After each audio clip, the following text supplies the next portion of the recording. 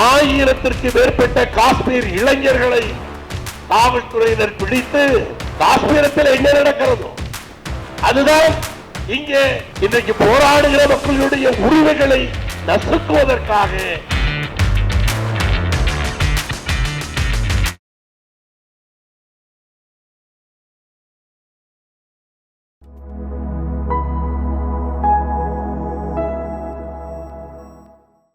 பாசிச பாஜக அரசை கண்டித்து பழங்குடியின அழிப்பு போரை உடனடியாக நிறுத்து என்கிற கோஷத்தோடும் அமைதி பேச்சுவார்த்தையை உடனடியாக நடத்த வேண்டும் என்கிற கோரிக்கையின் அடிப்படையில் நடத்தப்படுகிற இந்த கருத்தரங்கத்தினுடைய தலைமை பொறுப்பேற்று இருக்கின்ற தோழர் அரங்க குணசேகரன் அவர்களே, இங்கே எனக்கு முன்னாலும் பின்னாலும் பேச இருக்கிற அறிவுசார் பெருந்தகைகளே, இங்கே வருகை இருந்திருக்கின்ற இளைஞர் பட்டாளமே, உங்கள் அத்தனை பேருக்கும் இறைவனின் சாந்தியும் சமாதானமும் உண்டாகட்டும் என்று பிரார்த்திக்கிறேன். ஒரு பழங்குடியின மக்கள் இன்றைக்கு எந்த நிலையில் இந்தியாவிலே வாழ்ந்து கொண்டிருக்கிறார்கள் என்பதை இங்கே சொல்லால் அல்ல, தோழர் சோடி அவர்கள் காட்சிப்படுத்திவிட்டு இன்றைக்கு காட்சிப்படுத்தியதை அவர் அந்த சம்பவங்களை எல்லாம் இங்கே கோர்வையாக இங்கே அர்ப்பணித்து விட்டு அமர்ந்திருக்கிறார்கள். நாமும் இதையெல்லாம் கேட்டுவிட்டு கோஷமிட்டு விட்டு வெந்ததை தின்றுவிட்டு விதி வந்தால் சாகலாம் என்று இருக்கிற கூட்டமாக இருந்து விடாமல் புரட்சிகர இளைஞர்களாக மாற்றத்தை உண்டாக்குவர்களாக மாறினால் மட்டுமே இந்தியாவை காக்க முடியும் என்பதை முதலில் நாம் உணர வேண்டும். அதை உணராதவரை நம்மால் ஒன்றும் செய்துவிட முடியாது. சிறுபான்மை மக்களை தாக்கினால் அவர்கள் கொடுப்பார்கள், ஆதிவாசிகளை தாக்கினால் அங்கே இவர்கள் பேசிக் கொள்வார்கள். நமக்கு என்ன, தேர்தல் வந்துவிட்டால் 2000 3000 என்கிற பேரத்தோடு நம்முடைய வாழ்க்கையை முடித்துக் கொள்ளுகிற ஜனநாயகவாதிகளாய் நாம் இருக்கிறவரை நாம் உருப்பட போவது இல்லை என்பதை நீங்கள் முதலிலே புரிந்து கொள்ள வேண்டும். இந்த தருணத்தில் ஒன்றை பதிவு செய்ய விரும்புகிறேன். 1947 இருந்து அதற்கு முன்பிருந்தே காந்தி அவர்கள், மகாத்மா காந்தி அவர்கள் பாலஸ்தீனத்தை ஆதரித்து வந்திருக்கிறார்கள். அந்த பாலஸ்தீனத்தில் காசாவில் 55,000 பெண்களையும் இளைஞர்களையும் குழந்தைகளையும் கொண்டிருக்கிறார்கள். அந்த போரை நிறுத்த வேண்டும் என்று ஐநாவில் கொண்டு வந்திருந்த தீர்மானத்தில் இந்திய பாசிச அரசு வாக்களிக்காமல் தவிர்த்திருப்பதை கண்டித்து என்னுடைய உரையை ஆரம்பம் செய்ய விரும்புகிறேன்.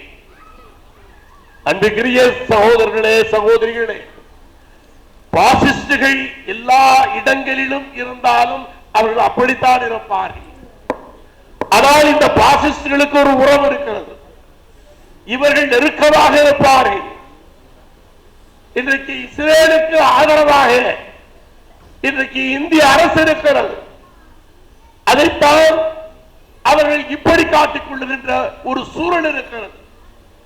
ஒன்றை சொல்லுகிறேன், பஹல்காமிலே ஒரு தீவிரவாதிகளால் அங்கே இருக்கிற இந்திய மக்கள் கொல்லப்பட்டார்கள். கண்டிக்கிறோம். அந்த தீவிரவாதிகள் அவர்களை தூக்கிலிட வேண்டும் என்று சொல்லுகிறோம். ஆனால் இதுவரை அவர்கள் யார் என்று இந்திய அரசால் அடையாளப்படுத்தப்படவில்லை. அதை ஞாபகத்திலே வைத்துக் கொள்ளுங்கள். பஹல்காம் அங்கே சென்றவர்களுக்கு தெரியும், ஏறக்குறைய 35 to 40 நிமிடங்கள் குதிரையிலே மட்டும்தான் பயணிக்க முடியும். கால்நடையிலாய் கூட போக முடியாது. குதிரை ஓட்டி வருகிற காஷ்மீரிகள் அங்கு நடந்து வருவார்கள். நாம் குதிரையில் மட்டும்தான் பயணிக்க முடியும். ஏறக்குறைய 40 to 45 நிமிடங்கள் பயணிக்கணும். பயணித்தால்தான் அந்த இடத்துக்கு போக முடியும். அப்படி பயணித்து வந்திருக்கிறார்கள். அதற்கு பிறகு இங்கே ஒரு அரை மணி நேரமாவது குறைந்தது இருந்து இந்த செயலை செய்திருக்கிறார்கள். அதற்கு பிறகு 45 நிமிடம் குதிரையிலே பயணித்து அவர்கள் அந்த பஹல்காம் இடத்தை விட்டு அவர்கள் சென்றிருக்கிறார்கள். இந்திய ராணுவம், அங்கே இருக்கிற இந்திய ராணுவம் எப்படி அங்கே இந்திய ராணுவம் குவிக்கப்பட்டிருக்கிறது. அங்கே இந்திய ராணுவத்தை நீங்கள் போனால் அங்கே காவலர்களை பார்க்க முடியாது. முழுக்க முழுக்க இந்திய ராணுவம் தான். கடைவீதிகளிலே மட்டுமல்ல, போகிற வழிகளில் எல்லாம் இருப்பார்கள். வாகனங்களிலே மட்டும் வருவார்கள். அவர்கள் அங்கே இருக்கிற கடைகளுக்கு மேலாக, அங்கே இருக்கிற கட்டிடங்களுக்கு மேலாக துப்பாக்கிகளை வைத்துக் கொண்டு நிற்கிறார்கள். அந்த இடத்துக்கு போகும் பொழுது, பஹல்காமுக்கு உள்ளே நுழையும் பொழுது ராணுவ வீரர்களை தாண்டித்தான் செல்ல வேண்டும், செல்ல முடியும்.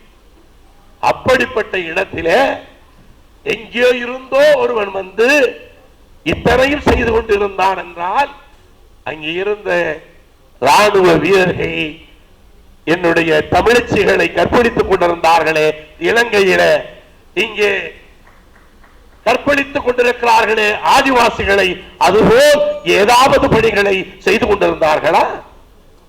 அப்படி என்றால் அவர்களாலே அங்கே அவர்களை பிடிக்க முடியாது என்றால், உங்களுக்கு அங்கே சேட்டலைட் இருக்கிறது, சேட்டலைட் தொலைபேசி தந்திருக்கிறார்கள். இத்தனையும் இருந்து அவர்கள் தவறவிட்டிருக்கிறார்கள். இங்கே பாருங்கள், இஸ்ரேலில 2 நாட்களுக்கு முன்னால் அவருடைய பிரதமருக்கு எதிராக ஒரு நம்பிக்கையில்லா தீர்மானத்தை கொண்டு வர இருந்தார்கள் பாராளுமன்றத்திலே. அந்த நாளை தான் அவன் தேர்வு செய்கிறான் ஈரானை அடிப்பதற்காக. ஏனென்றால் அதை செய்தால் இங்கே நம்பிக்கையில்லா தீர்மானம் வராது, வர முடியாது. அதைத்தான் அவன் தேர்வு செய்கிறான். அதுபோல வக்பு சட்டத்தை கொண்டு வருகிறார்கள். இந்தியாவெங்கும் போராட்டம் நடக்கிறது. அங்கே மேற்கு வங்கத்தில் 3 பேர் கொல்லப்படுகிறார்கள். நீதிமன்றங்களும் எதிரான கேள்விகளை கேட்க ஆரம்பித்து விட்டது. திசை திருப்ப இந்த நிகழ்வு நடந்திருக்கிறதாக சந்தேகப்படுகிறார்களா இல்லையா என்பதையும் நீங்கள் உணர வேண்டும். சொன்னார்கள் சதாசிவர் அமித்ஷாவும் மோடியும் சிறையில் இருக்க வேண்டும் என்று. அமித்ஷா சிறையில் இருந்தவரை காத்தவரே உங்கள் மாவட்டத்தை சேர்ந்தவர் தானே ஐயா. அவருக்கு ஆளுநர் பதவியை லஞ்சமாக கொடுத்து அவரை விடுதலை வாங்கி சதாசிவம் இன்றைக்கு அவர்தான் இவரை விடுதலை செய்தார். நீதியரசராக இருக்கிற நேரத்தில் நீதிமன்றங்கள் என்னவாக இருக்கிறது? நீதிமன்றங்களிலே நீதி எங்கே இருக்கிறது? நீதிமன்றங்களில் பாபர் மசூதியினுடைய வழக்கை தீர்ப்பளித்த 5 நீதிபதிகளும் அவர்கள் ஓய்வு பெற்ற பிறகு அரசு பதவிகளை பெற்றிருக்கிறார்கள். கடைசியாக சந்திரசூட் என்கிற யோகியரும் அந்த அரசு பதவியை பெற்றிருக்கிறார். இதையெல்லாம் எங்கே நீதி கிடைக்கும்?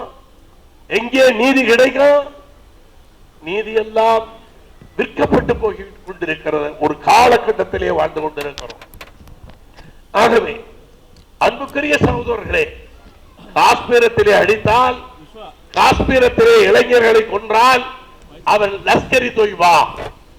இந்த சம்பவத்திற்கு பிறகு 1000க்கு மேற்பட்ட காஷ்மீர் இளைஞர்களை காவல்துறையினர் பிடித்து, ராணுவம் பிடித்து அவர்களோடு துப்பாக்கியை வைத்து போட்டோ எடுத்து அவர்களை பிரசுரிக்கிறார்கள். அதிலே ஒருவர், நான் இப்படியெல்லாம் போட்டோ எடுத்து நிழல் படம் எடுத்து என்னை போட்டிருக்கிறார் என்று சொன்னார். அவர் வெளியிட்டிருந்தார். 2 நாளைக்கு பிறகு அவர் லஷ்கர் தொய்பா தீவிரவாதி என்று கொல்லப்பட்டிருக்கிறார். அதைத்தான் இங்கே ஆதிவாசிகளுக்கு நடந்து கொண்டிருக்கிறது. காஷ்மீரத்தில் என்ன நடக்கிறதோ அதுதான் இங்கே வடகிழக்கு மாநிலங்களிலேயும் ஏனைய பகுதிகளிலும் நடந்து கொண்டிருப்பதை நாம் பார்த்துக் கொண்டிருக்கிறோம். ஆகவே அன்புக்குரிய சகோதரர்களே, இங்கே கொன்றால் மாவோயிஸ்டுகள், அங்கே கொன்றால் லஷ்கர் தொய்பாக்கள். ஆகவே இவர்கள் அடையாளப்படுத்துவதற்காக, இவர்கள் போராடுகிற மக்களை ஒடுக்குவதற்காக, இன்றைக்கு போராடுகிற மக்களுடைய உரிமைகளை நசுக்குவதற்காக இன்றைக்கு சட்டங்களை இவர்கள் ஆயுதங்களாக பயன்படுத்திக் கொண்டிருக்கிறார்கள். ஆகவே இந்த கருத்தரங்குகளின் மூலமாய் உங்களுக்கு சொல்ல வருவது என்னவென்றால், இந்த நாடு சரியான நிலையிலே இல்லை. இங்கே சட்டங்கள் காக்கப்படுவது இல்லை, மனித உரிமைகள் காக்கப்படுவது இல்லை. இங்கே போலி என்கவுண்டர்கள் நடக்கிறது. நான் இந்த நம்முடைய தமிழக காவல்துறை இயக்குநருக்கு ஒரு கடிதம் அனுப்பினேன்.